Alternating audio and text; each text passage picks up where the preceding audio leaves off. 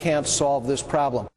And can the lame duck Congress tackle this problem? Joining us now for a fair and balanced debate is Congressman Luis Gutierrez, a Democrat from Illinois, and Congressman Stephen King, a Republican from Iowa. Gentlemen, thank you very much. And Congressman King, I want to go to you first. And, you know, the question here, without the tax cuts the Republicans want, and with deep spending cuts the Democrats don't want, how much is left the lame duck Congress can work with here?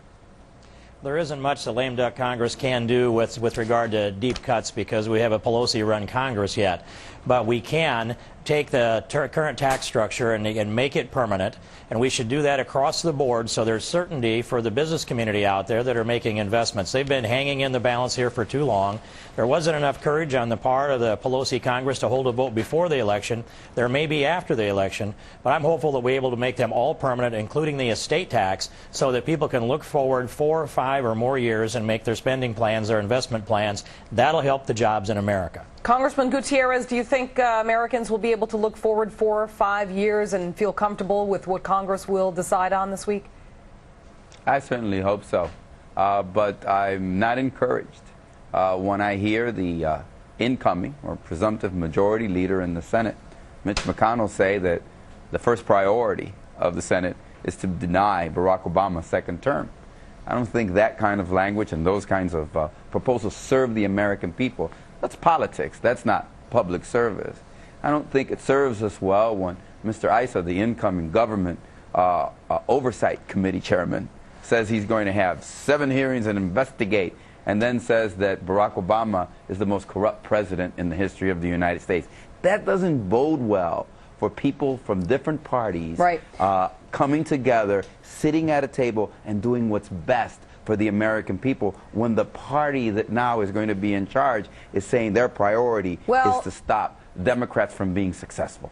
The Republicans are frustrated, the American public is frustrated, and the two co-chairs of the national... I am terribly frustrated that the incoming president of the Senate says that his priority is to defeat any notion of a second term for the President of the United States. His priority should be getting Americans back to work. What the priority should be in Washington is bipartisanship in order to make decisions, making sure that we're safe and sound in our homes. Fiscally responsible decisions and reform. And former GOP Senator Alan Simpson of Wyoming and former Clinton Chief of Staff Erskine Bowles, they've come up with their own bipartisan plan to cut the deficit by what some are saying stoking deficit panic and making harsh proposals for federal budget cuts and tax changes. And I want you to listen to Erskine Bowles, and then I'll let you both react. This debt is like a cancer that will truly destroy this country from within if we don't fix it. We're on the most predictable path towards an economic crisis that I can imagine. Congressman King, how do you think Democrats are going to react to this plan?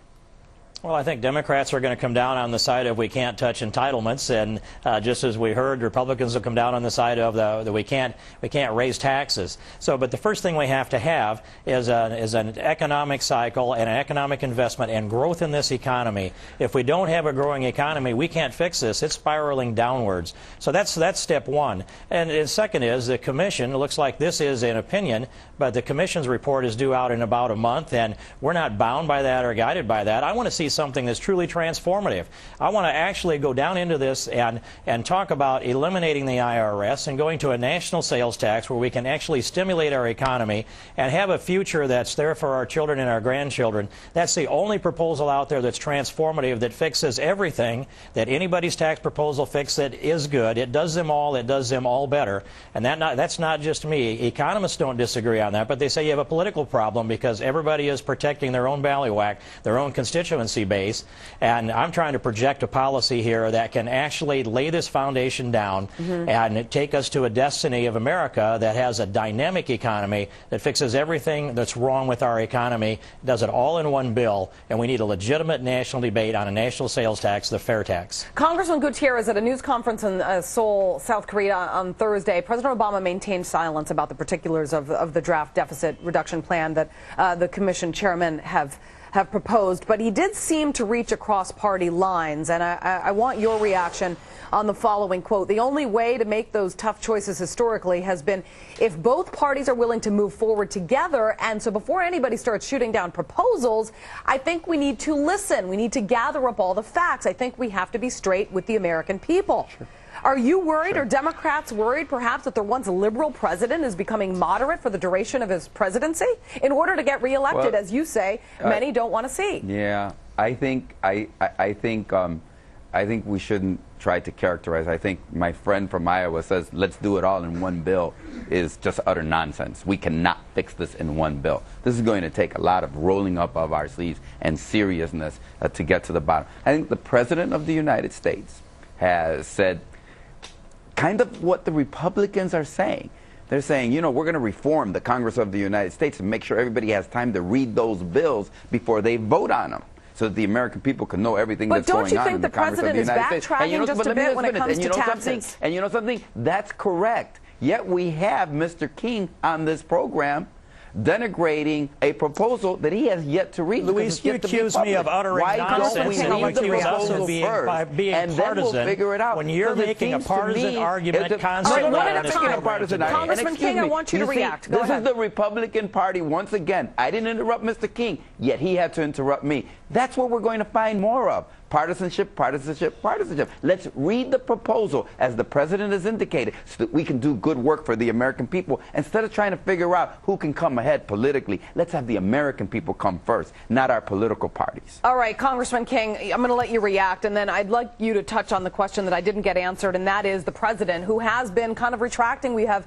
rumors on Capitol Hill that perhaps... You see, then you say I didn't answer your question. No, you're not talking about the question that I addressed regarding the president retracting. I don't only have to debate Mr. King. I have to debate you too. Let me speak. You're supposed to be fair and balanced. You shouldn't be interjecting yourself into a debate between Mr. King. Mr. King is big enough to protect himself if he feels he has to. But you're not doing that. I take time to come before this program and to talk to you about issues. But then again, this is what you do. I let you speak. Now you let me speak. And I'm talking about President Obama's retracting when it comes to tax cuts. And tax cuts not only for the middle class and the low income. I give an answer. You don't like my answer, so then you say, well, Mr. Gutierrez didn't answer the question. It seems that President Obama is flipping a bit on this issue. Perhaps it is because he's trying to... Of course. Perhaps it is because he is trying to reach out to the moderate base in order to get reelected. It is politics as usual, is it not? Congressman King, I'll let you get the final word. Well, at first, it's really clear that having dialogue with Luis is not going to be constructive for the future of America.